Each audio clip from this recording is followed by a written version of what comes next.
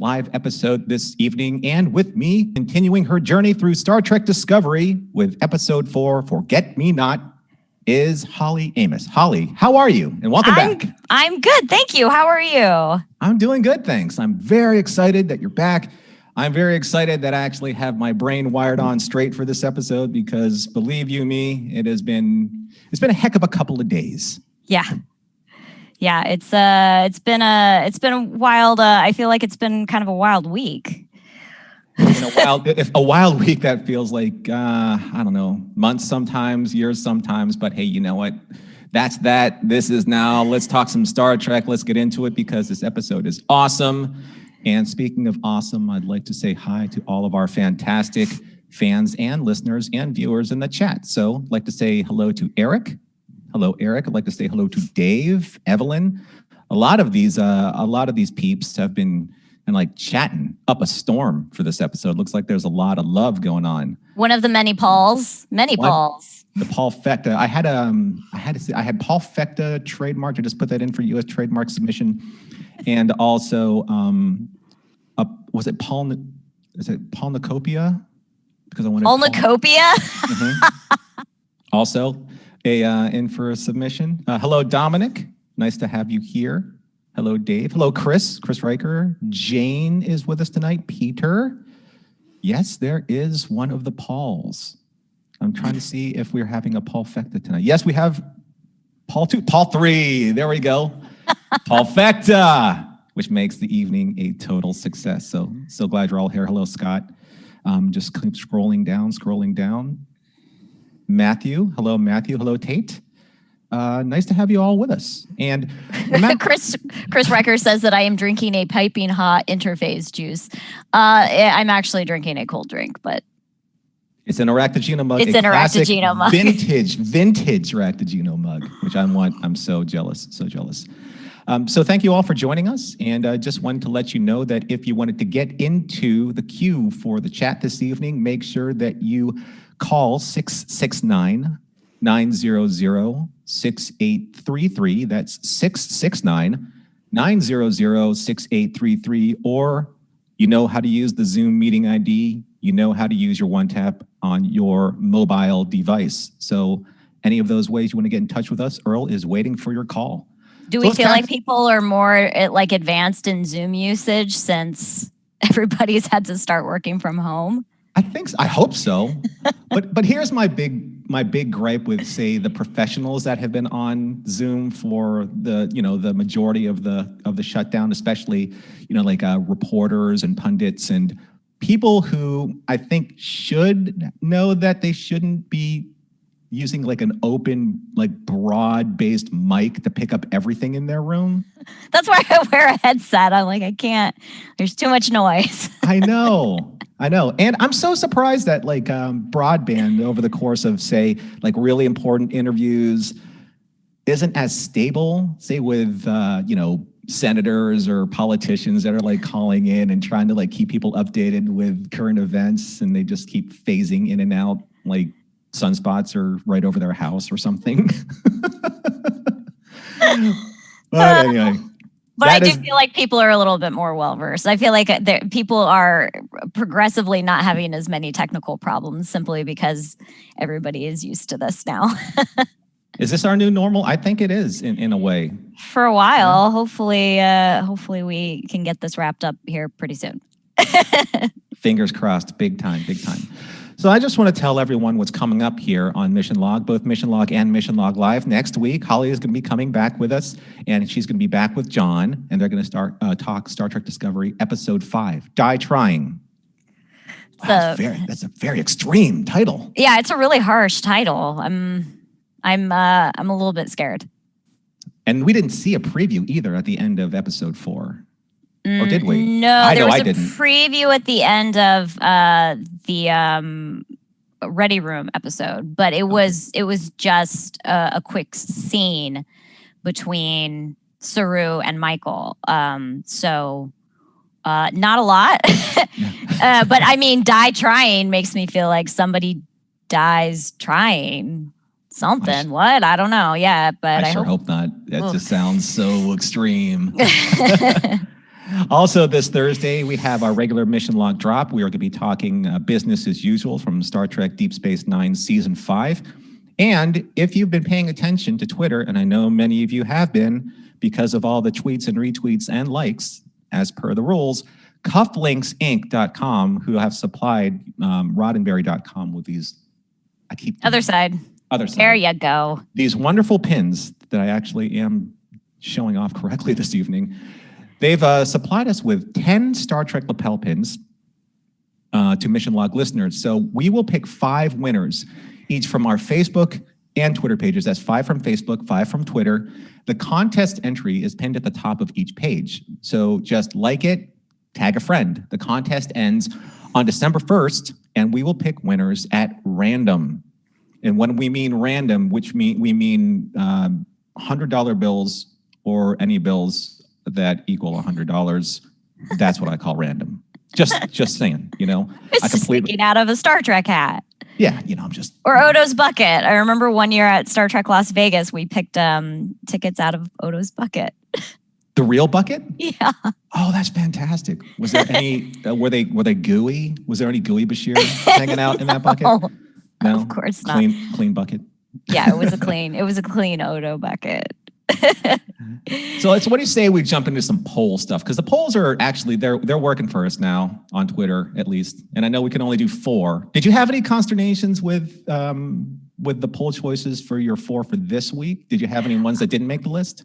Yeah. Actually, rejoined. I know that a lot of people a lot of people are going to be like, oh, no, I'll explain. Okay, so let's go through last week's poll. Was what is the best Star Trek tree for obvious reasons, because we see the giant Starfleet headquarters tree at the end of the episode. So we got 25 votes, and the one with Finnegan got 24%. Oh. The one in the Nexus, which is a Christmas tree, got 16%. The one at Starfleet headquarters got 32%. That's the big elm tree that we see. And we assume is the elm tree that Picard also hung out around. And the one on Catan, a very important tree, got 28%. So this week we're asking, what is the best Trill episode? We already have 82 votes. And again, guys, they only give us the option for 4. So like, if there's one that I forgot, I swear I probably didn't forget it. I really had to stress over which one. So, TNG's the host currently has 14.6%. Obviously, TNG's the host introduced the species, although they were in different makeup. But the concept of them hosting the actual symbiont that's where it was introduced. DS9's Dax currently has 34.1%. I had to put that one because it is a very important episode in terms of expansion on the Trill. It's very early in Deep Space Nine's first season, so obviously that had to go. DS9's Equilibrium currently has 22.9%. Had to choose that because we also see the caves in that episode. And then obviously this week's episode, Discovery's Forget Me Not, is included. It currently has 27.7%. We also see, obviously, like the pools in the caves are the biggest deal in this episode. So True. I'm sorry I couldn't include Rejoined, also a great Trill episode. But someone had to be sacrificed. My apologies. And I know I'm going to probably get this wrong, but it was Facets, I believe, was also a really good Trill episode. That's the one where all of Dax's former hosts come back in one form or another. There's also an episode where the Dax symbiote gets stolen from Dax. There's a few more that are great, but Rejoined must have been a tough one because Rejoined's pretty. It's a pretty substantial episode. It is a very substantial episode, but I made my choices. I like it. I think these are good. I like for the reasons why, because you have to obviously understand the Trill as a species, right? Right. And you have to understand the caves too. Yeah. That's why I was like, well, I was actually between Equilibrium and Rejoined, and I was like, I got to give it to Equilibrium. I gotta include that.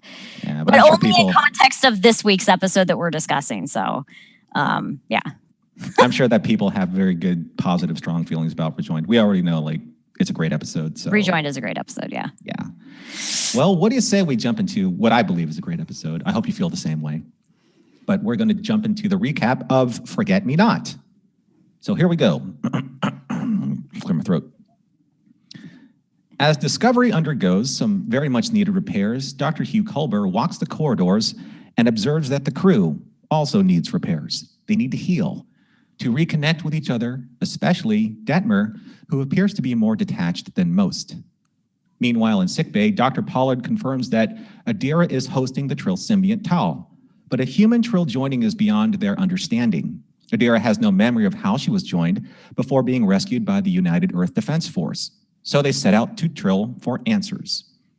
Dr. Culber encourages Michael Burnham to escort Adira to the surface because he believes that it would help her work through some of her own disorientation.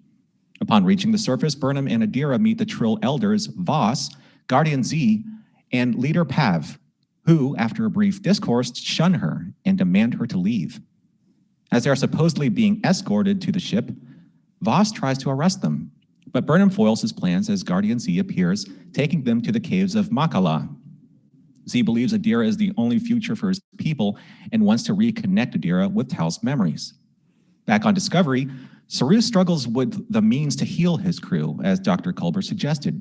The computer strangely recommends a movie night, but Saru settles on giving the crew a night off duties and invites his command staff for a family-style dinner.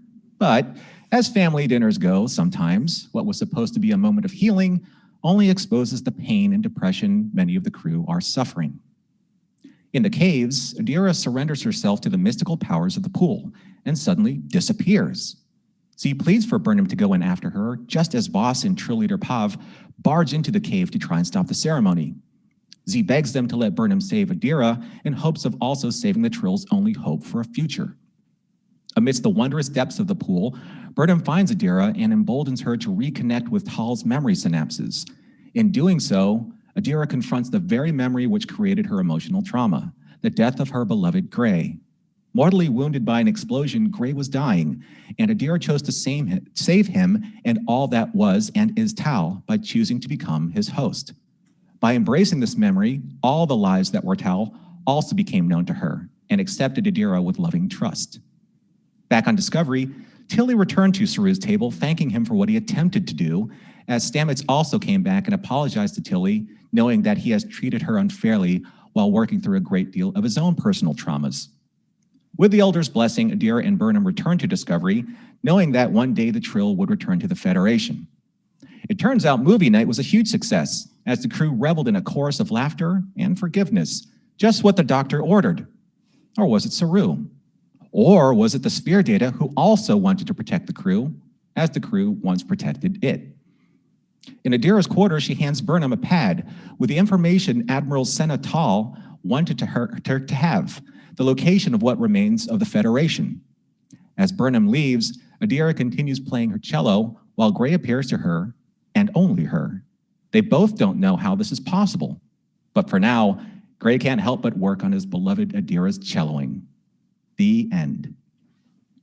Hooray! So that was a very, very quick recap of a very, very, very complex and incredibly emotionally powerful episode. So I apologize if I missed some of the bigger points, but that's what discussion is for. So I want to throw in the morals, meanings, and messages part of Mission Log, because that's what we do at Mission Log. And the biggest message that I took away from this is healing takes trust. It takes time. It takes patience. It takes understanding. And most importantly, it takes the strength to admit that you need help. Vulnerability is a very important theme in this episode. Yeah. Is that what you took away from also, at least one part of it that you took away from it?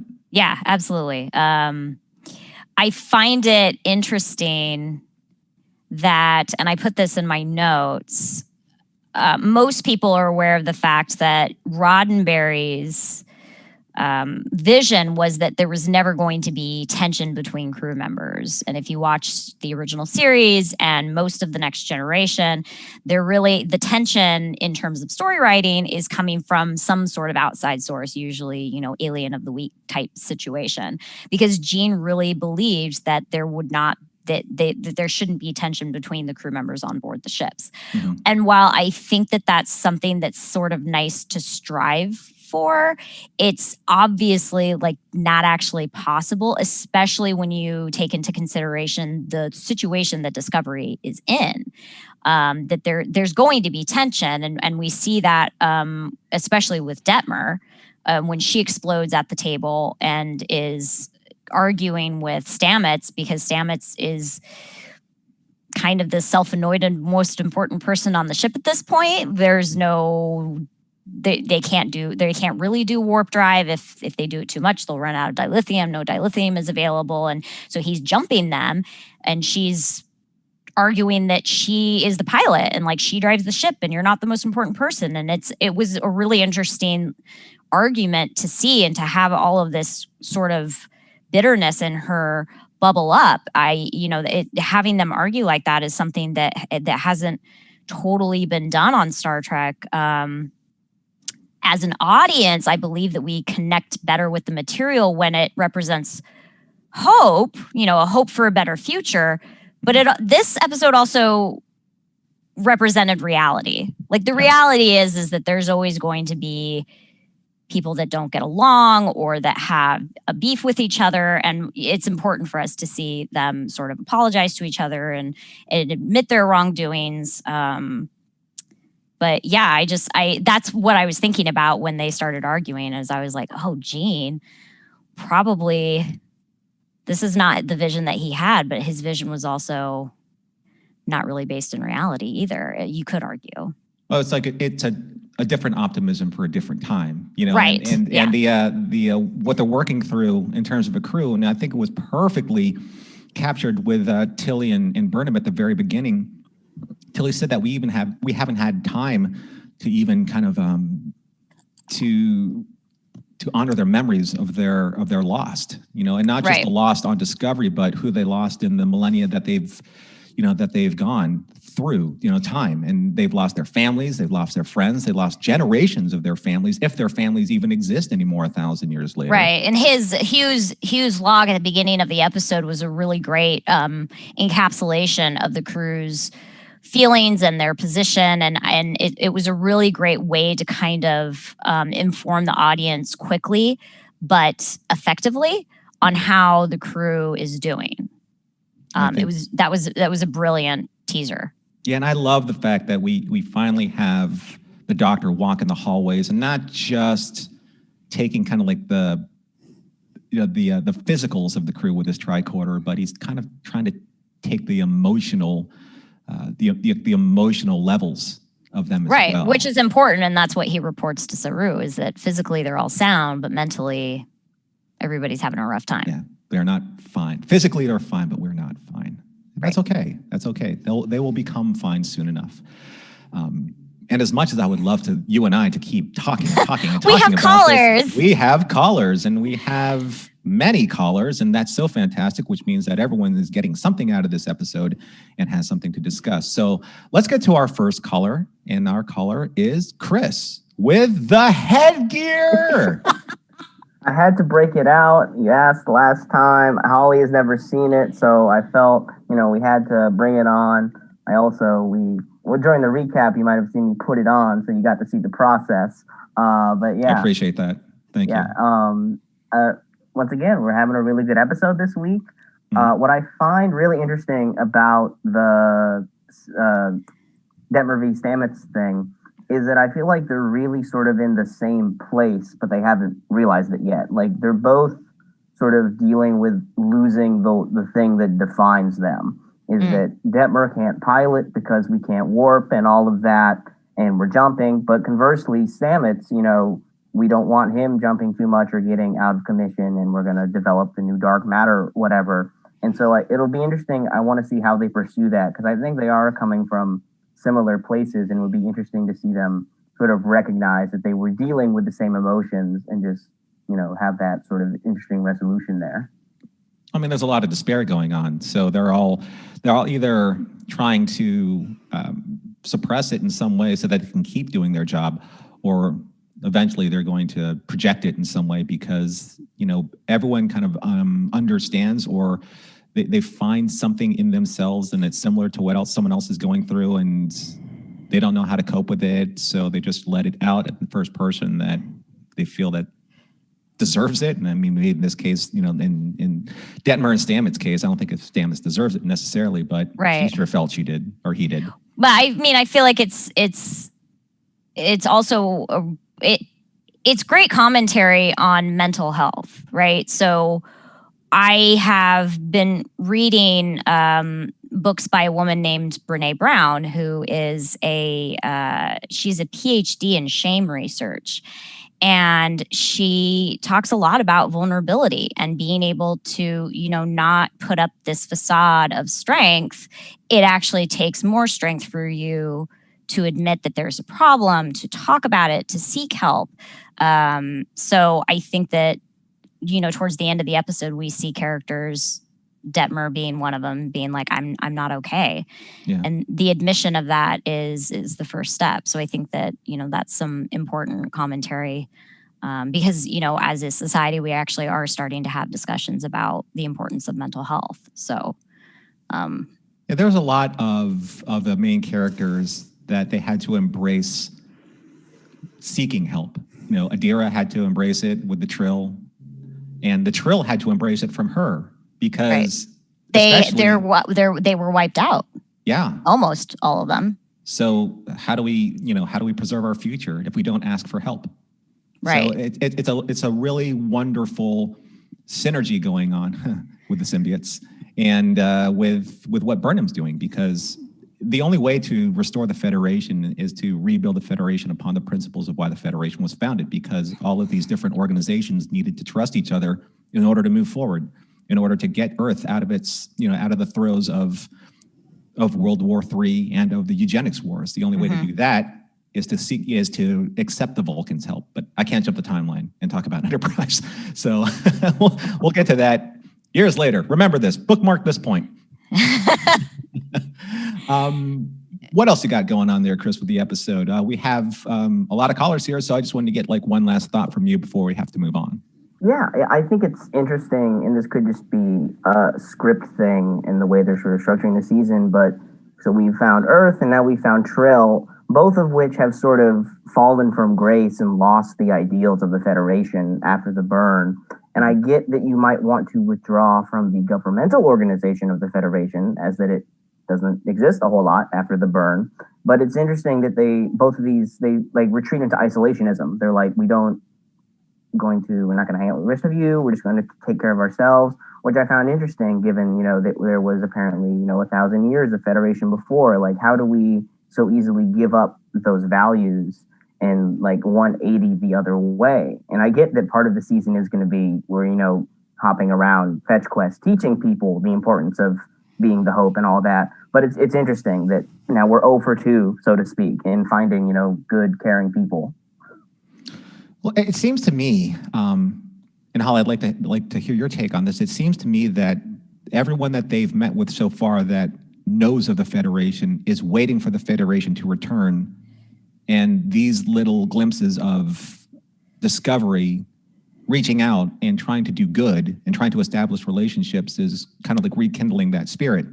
Right. And I think that obviously we've seen, Earth and then Trill, which are two worlds that were part of the whole Federation when it was a thing. I think they all really do recognize that finding the Federation will kind of pull all of these threads together, and it will heal all of the worlds that were part of it, but had to go into, with the Earth going into basically isolationism. I found it interesting that Trill wasn't isolated, and they were pretty welcoming. I mean, Saru didn't have a problem getting a hold of anybody. As soon as he said we have, a host on board, which they didn't even ask to see who it was because they didn't even know that it was a human, Adira, until, they get down to the planet. That's when they got sort of like, who is this? And she's an abomination because she's not a Trill, which is also pretty blatant social commentary. But I found it interesting that Trill wasn't, I guess they were not being attacked and, didn't have enough dilithium at the time that everything happened to be, to have to put, thing around their force planet. field around their planet. Yeah, like we did. But I mean, I feel like we, us being one of the founding members of the Federation and us having Starfleet and obviously so many warp capable ships, like that's probably the reason why is, Trill is not known for having these like dilithium, all of this dilithium. So yeah, like the real resource, the real true treasure of Trill is the species themselves, the symbiote species. Not even just the Trill or the symbiotes. It's what happens with that joining, and just the sheer generational history that's preserved from one host to another. And that's priceless. Yeah, and I'm wondering how many. I mean, he obviously said like almost the entire symbiont species or whatever was wiped out, when the burn happened. I'm wondering how many is that? Like how many of those symbionts do they actually have roaming around the universe? And I have to believe the most of them were wiped out because they were serving on a warp-capable ship. On a warp-capable ship. I mean, certainly Dax might have been. Yeah. Which, I've seen a lot of people ask, like, well, why wasn't the symbiont Dax? Why was it Tall? Who's to say that they won't explain that later? Maybe Dax was killed. The symbiont Dax is killed in a non-canon novel. So like that's it could be out there. Dax has been killed off in one way, but maybe Dax died. Oh, let's not think about that. Or at least I can't think about that now because I'm still working through Deep Space Nine. That's sad. Anyway, we got to let you go, Chris. It was good seeing you. Thank you so much for bringing the game, the headgear game. That is a signature statement. Never change. Don't ever change, pal. All right. Yeah. All right. Thanks, Chris. All right. Before we get on to our next caller, I'd like to take a moment here to thank our sponsor, Eagle Moss Hero Collector, and talk a little bit about their Star Trek book collection. So I know that many listeners have already heard this before, but for those of you who are watching this for the first time, first of all, thank you for listening to this for the first time. And secondly, you got to listen to this spiel because this is what we have to do. So the Star Trek, the Star Trek universe by Eagle Moss Hero Collector, they have special edition books published by Eagle Moss and are available online at the Eagle Moss shop. Fans who pay a visit to the exclusive Star Trek bookshop at herocollector.com/books will discover a range of definitive visual guides that go as deep into Star Trek history and canon as any books ever published, each extensively researched and developed by Eagle Moss Hero Collector under the supervision of Star Trek expert Ben Robinson, who we love. Yes, we do. Books from the Star Trek Shipyard series present a timeline of almost every ship that has ever appeared in the Star Trek TV shows and movies from the original series forward to Discovery and backwards to Enterprise. Some of these volumes are dedicated exclusively to Starfleet ships, while others focus on other members of the Federation, including the Vulcans, the Andorrans, the Tellarites, the Bajorans, so on and so forth. Books in the Designing Starship series boldly go where few have gone before, deep behind the scenes into the conception, the development, and the detail of ships from every era. There are even volumes from the comprehensive official Star Trek graphic novel collection. So if you're a fan of Eagle Moss and you're a fan of the Eagle Moss ships and the quality of those ships, the quality of the magazines that come in those ships, all the detail, all the little behind the scenes tidbits, if you like perusing through those and collecting those, you have no fear here because Eagle Moss Hero Collector, they put the same kind of quality into these books, the same kind of attention to detail and the same kind of care that you as a fan would appreciate and love to collect. There's something for every Star Trek fan of every generation with this collection. Plus, especially for friends of Mission Log Live, use Mission 10 at checkout and receive 10% off all books and graphic novels. To browse around the shop, visit herocollector.com/books and use promo code Mission10 for that 10% off at checkout. That is your special Mission Log discount. Hooray. All righty, so we have BC up on the line for us here. So Earl, go ahead and pipe in BC, and if he's ready to talk about Little Star Trek Discovery. Your background. Hello. Hello. How are you? Good. How are you I doing? am so amused by your background. Thank you so much. Yeah, I was, I heard that there was going to be a little Star Trek convention here at the Four Seasons, but I think I got the wrong address. So that means you're staring across the street at the other place, right? Oh yeah, it says bookstore. It is a Yeah. bookstore. And it says Yes. fantasy, so it might be science fiction related. I don't know. I haven't Oh! I implore you not to step inside. Please Okay, do not. well, What That are your is thoughts funny on though. this week's episode? I thought that was... Apologies to the podcasters listening later going, what are they talking about? That's why you got to be here live, Yes. right? To enjoy that kind of fun.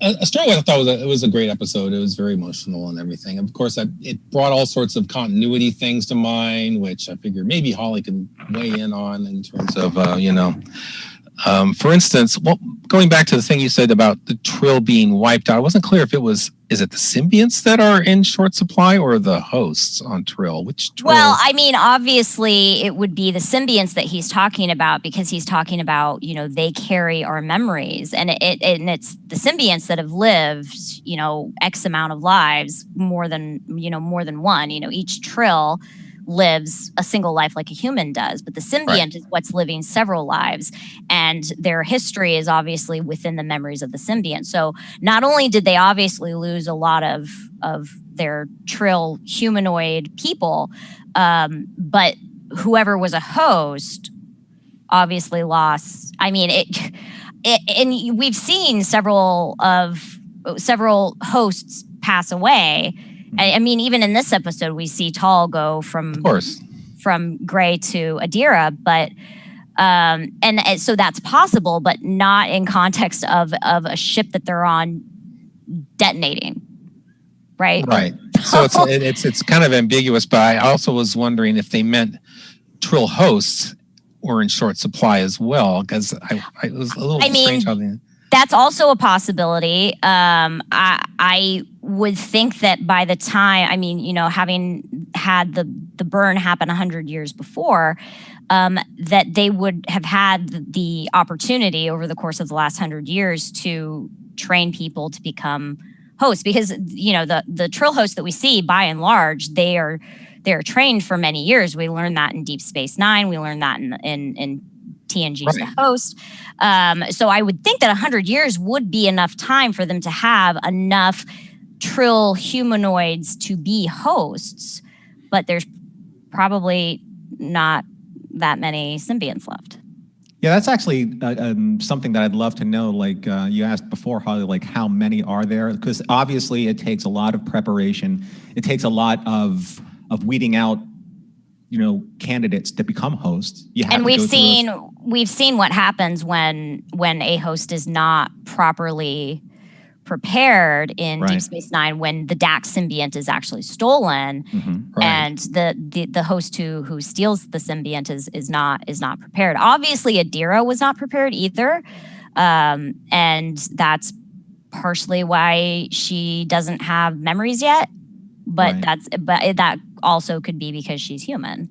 Which I thought, a lot of people had questions about that. I even had questions about that. And, at the beginning of the episode, one of the Trill characters says, no one has ever seen a human host. Not entirely true. I mean, we saw Riker, but it was only short term. We haven't seen a long-term human host. And I actually think that that's answered in this episode, because Gray in the flashback says that the joining is based on trust. And then later we see all of the hosts, obviously, and then Tal, he says Tal accepts you as well. So, I mean, is that why humans have not been able to host? Because the symbionts didn't fully trust them? Or the Trill elders didn't fully trust humans, as we saw when Adira was presented to them.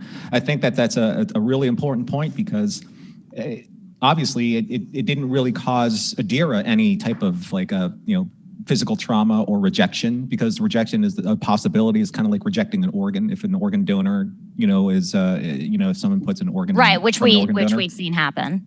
Yeah. So I think we're going to see some of that addressed probably in the next episode or something. Is that how is this possible that we have a human host and it's not being rejected?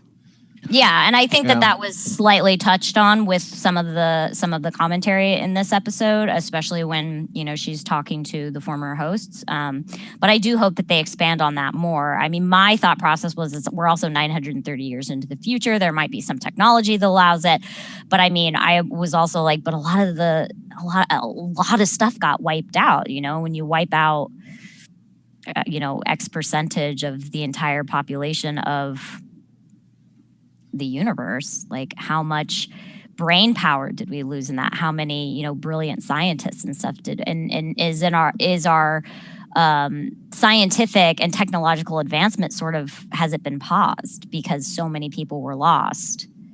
Wasn't a Deep Space Nine episode that discussed this kind of dirty little secret that more Trill hosts on the planet Trill are capable of hosting a symbiont than are normally known?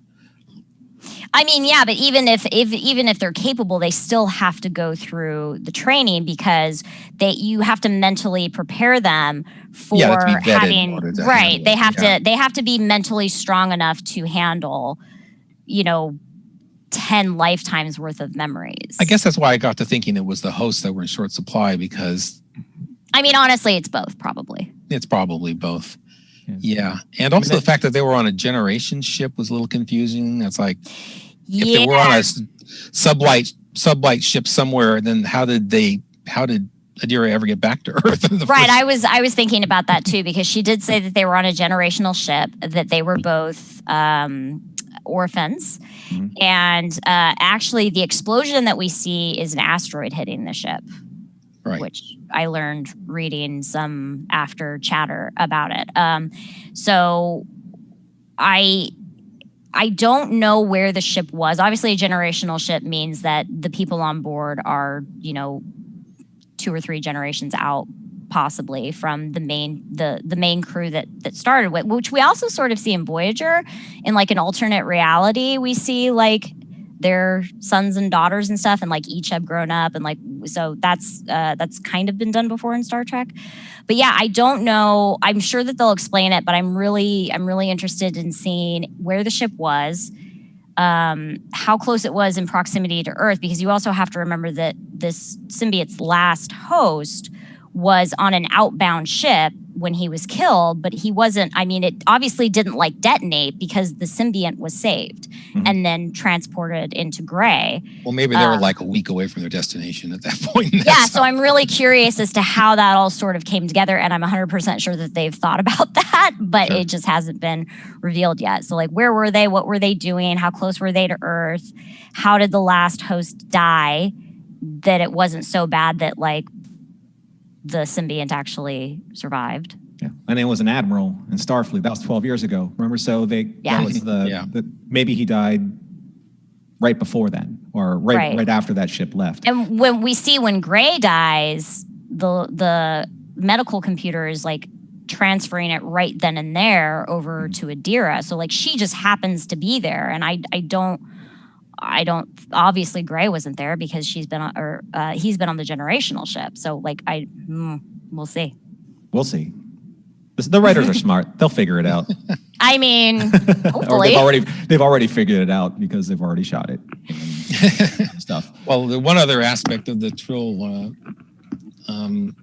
that I'm curious about now is, when was first contract made with them? Because when we first see them in TNG, it's like, we don't know anything about these symbionts and things. And then it's kind of established quickly that, these are Trill and this is what they do. And now they have spots instead of a prosthetic forehead. But then we learned that an earlier Dax host, knew Dr. McCoy for a brief time. Mm-hmm. We learned that in Trials and Tribulations, which I actually watched the other day randomly. So are the Trill done in the 23rd century? And if so, didn't Sarut kind of do an exposition dump on us in the last episode as to who the Trill were? Because I think he got that information from the sphere data, because I don't think he knew at the time either. Well, I mean, obviously, Trials and Tribulations is that's where we learned that like they could have. I mean, obviously they were on Earth because she was judging the host of Dax at that time was judging a gymnastics competition. Emily, yeah, Emily was. Yeah. So I don't know if they've actually, and this is probably why, like in Trials and Tribulations, they were allowed to just throw that in there, is that it hasn't. I don't think it's actually been established like when any first contact with anyone from the Federation got in contact with Trill.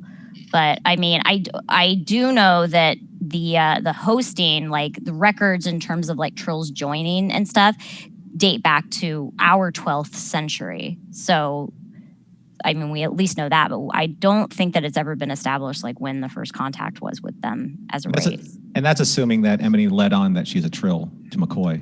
All McCoy knows is that.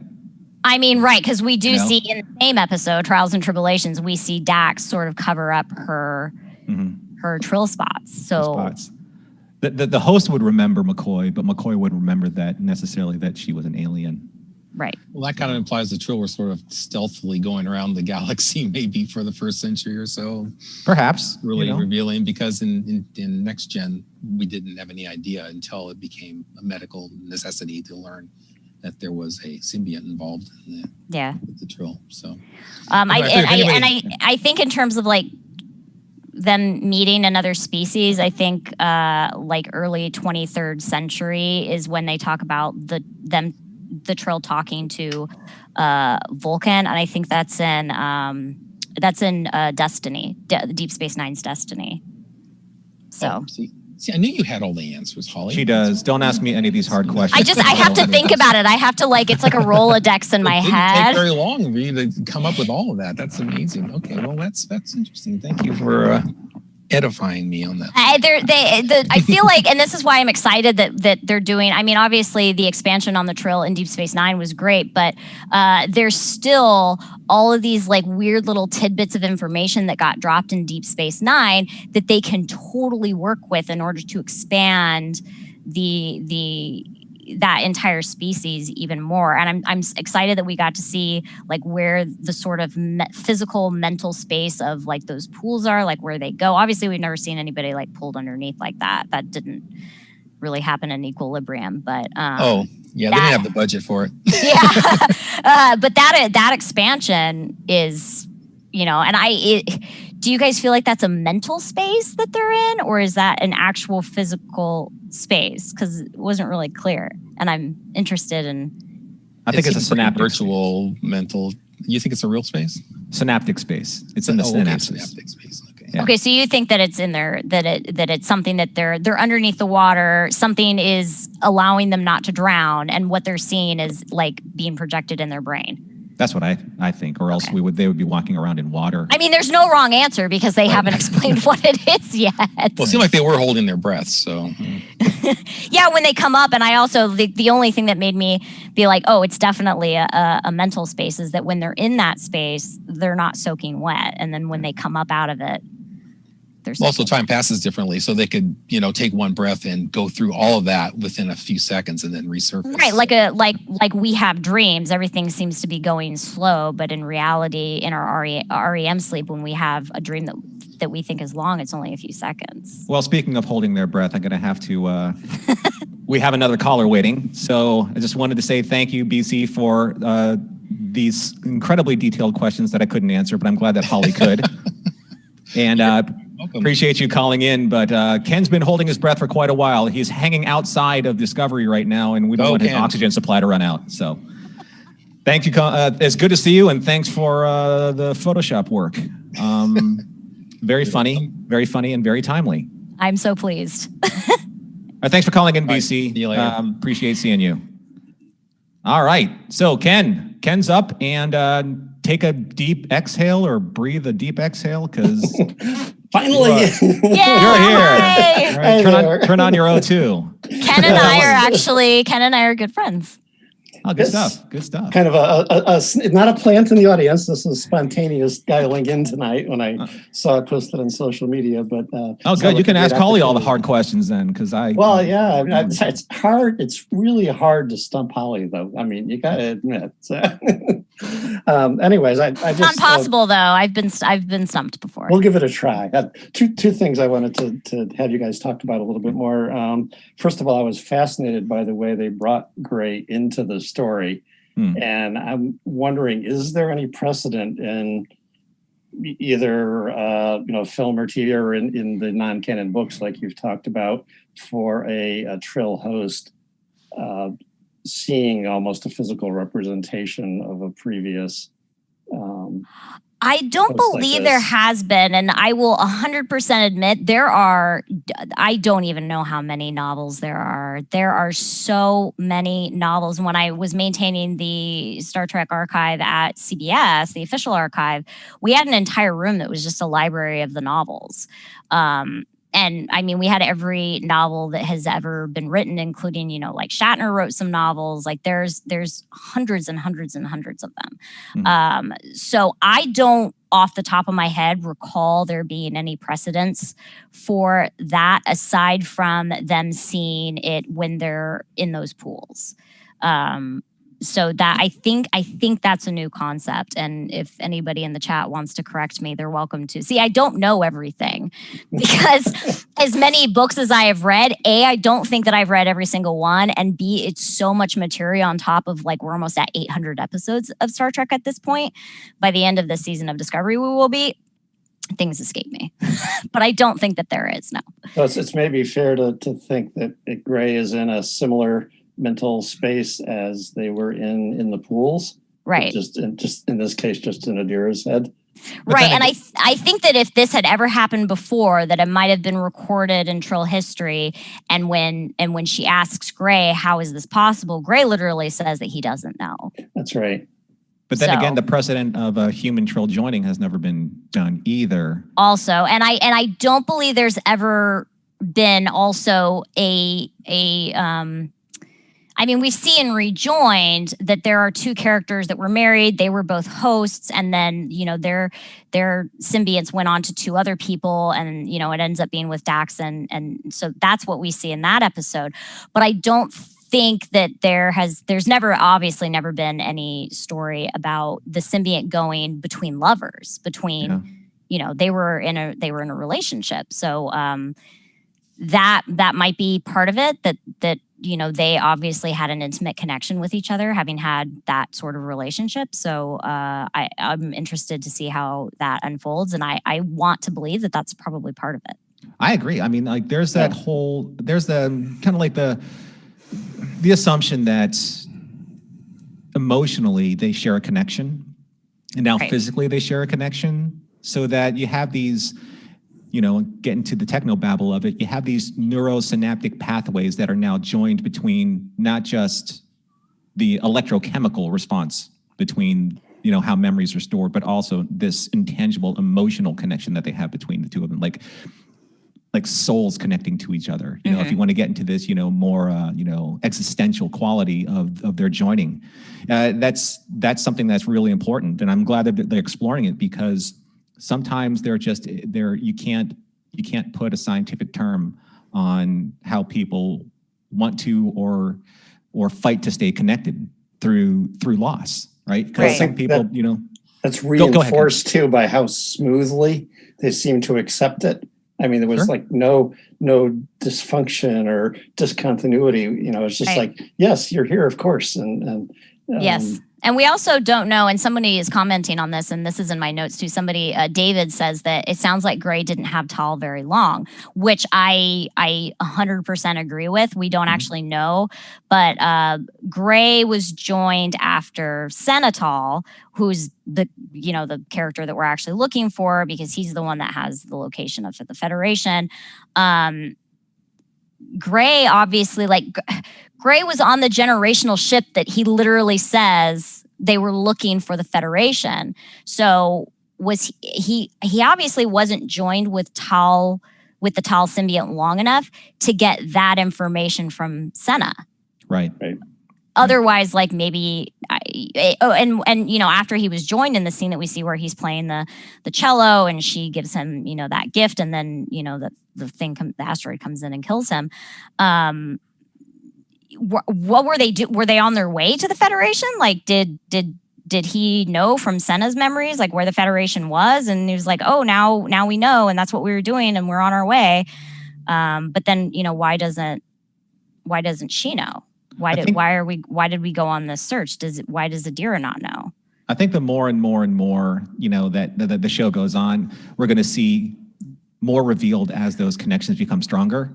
Because right now they're just finding their ways into Adira's memory, so they're having that shared relationship of experiences. But as of right now, it's just kind of like she's fighting through, well, Adira and Tal are both fighting through kind of like this fog. And the only thing that's crystal clear to her is that she understands that, Gray is still with her in this, again, in this kind of like existentialist sense that no one else can see him. But it's a projection of not just his memories, but being able to like recall those memories so clearly that he's there. Right. And still, I guess, living in a way through her or next to her. Mm-hmm. I like the way the Gray seemed to be able to get a read on Burnham in the short time that she's been connected to all this.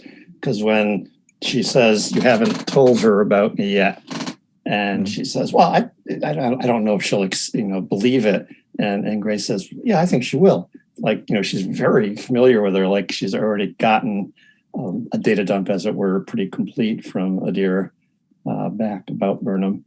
But I mean, they also, that's true. And they also, I think, having that experience together down on Trill was also helpful to that relationship too. And it wasn't terribly traumatic. I hate to use the term trauma bonding because I don't actually think that's what was going on. But, having that sort of experience together, I think obviously like you sort of get to know somebody pretty quickly.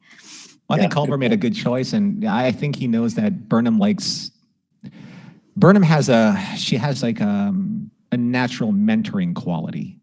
Like she's good at helping people develop because she's herself. What does Culber say about her though? And I thought it was a really great term. He calls her a responsibility hoarder. Right. Which I thought was, as soon as he said that, I was like, oh, that's a really good way to describe Burnham. Yeah. And that's part of her growth process is to unburden herself of that by sometimes responsibility is also another way of saying that you're holding on to too much of your own experience. You need to share those experiences with others and help them grow. Right. So the thing is that it's kind of like being a manager and an employee at the same time. But this is where the also asking for help comes in too. Exactly. Yep. So that's this growth process that we're going through. Well, we're going through with them. And in doing so, she's kind of helping Burnham grow. And then in doing so, Burnham's also helping Adira grow. And then eventually Tal will grow through Adira. So all of this, being able to expose yourself and to let down these walls and to let people connect and to let people ask for help or give that help when it's being asked for, this is the good stuff. This is what the Star Trek that, we love seeing. We love seeing these growth potentials in people and letting them evolve in front of our eyes, because in doing so, we evolve, with them. We find ways to connect with our heroes in that sense. And being able to see people that are these hero characters, so strong and so capable, smart, independent, but vulnerable and frail and fragile sometimes. They're us, right? Yeah. I love the way, too, that they're expanding Detmer now as a character. This episode really gave a third dimension, I think, to her as well. And I hope they spend time. I think they're supposed to. They said they're going to spend time in season 3 kind of going around the bridge crew and letting you know them better. But I sure hope so. I love that. And I mean they're 100%, like you can tell they're building up to something with Detmer. And I don't know if it was literally just her asking for help, or it might be in the next episode that we find out what is actually going on with her, which I personally think is some sort of PTSD. Yeah. And I think that would be an interesting concept for them to explore, especially because there's a lot of people that suffer from PTSD, and not just from being, at war and stuff. Like certainly we have, soldiers coming back from overseas and stuff that are experiencing PTSD, but there's a lot of people that are experiencing PTSD because of a lot of different reasons. I mean, even, an abusive relationship, so on and so forth. So we're being locked down in COVID. That's brought out a lot of. I think that there's a lot of mental instability that's happening with that too. Well, given this was all, written well before COVID, it's amazing how applicable it is. I mean, they're in this situation. They've, been tossed into the future, but they've been cut off from everybody like a lot of people are nowadays. And it's mean, they look like geniuses, although I think they just, stumbled into the situation. Oh, that was a coincidence. But to that point, the conversation that Saru has with Colbert in his ready room, when it's the same scene where he says that everybody is healthy physically, but mentally we're all sort of askew. He basically says like they don't feel important to anybody because Discovery could like disappear tomorrow and no one will mourn them, which it is something that I didn't even think about. Obviously I thought about how many people that they've passed by. They're obviously their immediate families or have been gone for centuries, and like who knows if their family line is still going. But I didn't think about if Discovery got blown up tomorrow, if they got attacked by some crazy baddie and they were all destroyed, like no one would mourn them. I feel like the only person that might be mourned is Michael by book, because she's had a year to build that relationship, but the rest of them only have relationships with each other in this time.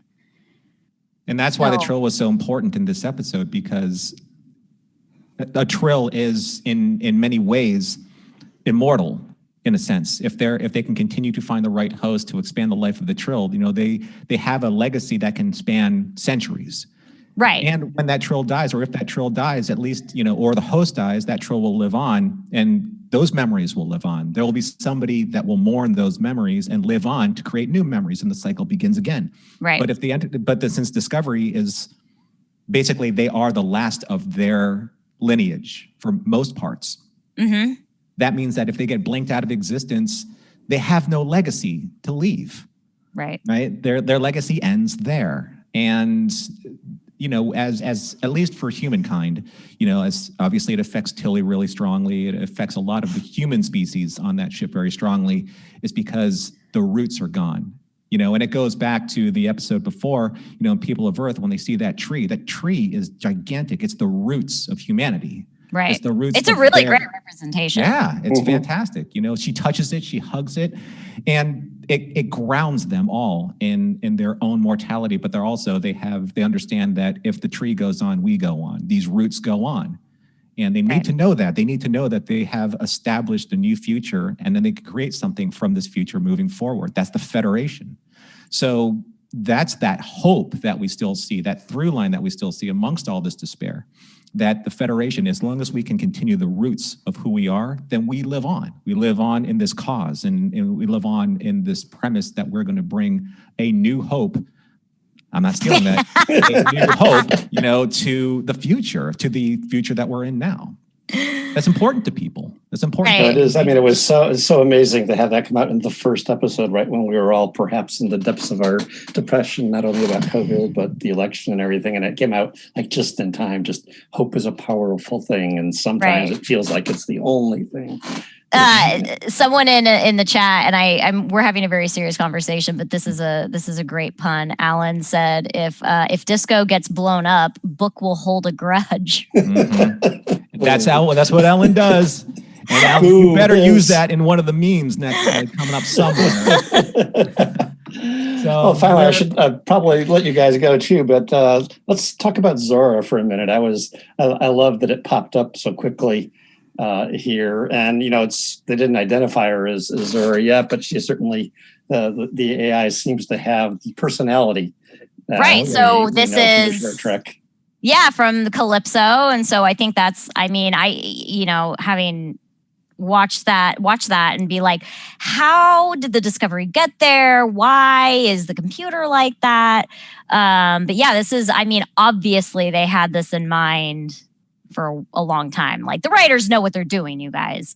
Yeah, they drop that in just because they want to watch us squirm in our seats and want to know why. And of course, now they've got us temporarily misplaced here displaced because we've got, we know Zora has to be 1,000 years away from having seen the crew at some point. Now, how's that going to happen? Then you've got the Emperor. I just spaced out her name. Giorgio? Giorgio. What's she doing in the 32nd century? We all, I think we're assuming that Section 31 was going to be back in the original Discovery timeline, but maybe it's going to be in the 32nd century now? There's nothing, thinking about it, there's nothing they've ever said that forces it to be back, pre-TOS like that. Right. Yeah. So but I'm not we'll even going to see. ask. It's interesting to look forward to. And I think it would be great to be there too. Again, break them out of canon restrictions if they were to do that. And I'd love to see Michelle just be free. Yeah, I agree with you. I love that they're in the future. I was talking about that today with one of the bosses at Roddenberry, that I'm so glad that they're in the future, because there's a lot of stuff that they can reference, but that it's not canon that they absolutely have to adhere to. They're unshackled at this point, which is great. Right. All right. Well, we are at that magic hour time. And I hate to do this because this is such a fantastic conversation with you, Ken. But we just have to say thanks for calling in, and it's nice to meet you for the first time. Hope I get to see you again. Okay. Thanks for chatting, and good to see you, Holly. Thanks, Ken. Bye bye. Thanks, Ken. Take care. Wow, that was a fast hour, huh? Yeah. Talking about Star Trek, man. Hours go by fast. Always fun. Always fun. It's always fun to be with you talking about Star Trek, Holly. I'm so glad you're here, because I would be just kind of scanning the internet trying to find answers for people and failing at my job because I don't have the kind of recall that you have. I'm a good on the spot talker, but when it comes to the trivia and all that kind of stuff, I leave it to experts like you. Whew. It's a lot of information up here, you guys. It's a lot I got to Rolodex through. I just wanted to thank everyone on the chat here. Thanks for being so active. We are reading a lot of the chats, and I'm sorry that we don't get a chance to read all of them out loud. We got to some, and hopefully we can get to more in the future. But we had so many good calls in today, and we have so much left to chat about. We still haven't even gotten to our own notes, and that usually happens on these shows. But maybe we can get to a little bit more conversation next week with John and Holly. So until next time, thanks everyone for joining us. Mission Log Live is produced by Roddenberry Entertainment, executive producer Rod Roddenberry. Technical production on Mission Log is done by the indispensable Earl Green. Be sure to visit podcast.roddenberry.com for the latest from the Roddenberry Podcast Network. If you would like to support Mission Log directly, give us a look at patreon.com/missionlog. And remember, cufflinks and these lapel pins, I'll get this right one time, they have been supplied to us by cufflinksinc.com. So thank you to Holly again for joining us, for making this show so special for me. Thanks for having me. It was a fun discussion. Always great to have you here. So thank you. Stay safe, stay healthy. We look forward to talking with you next week.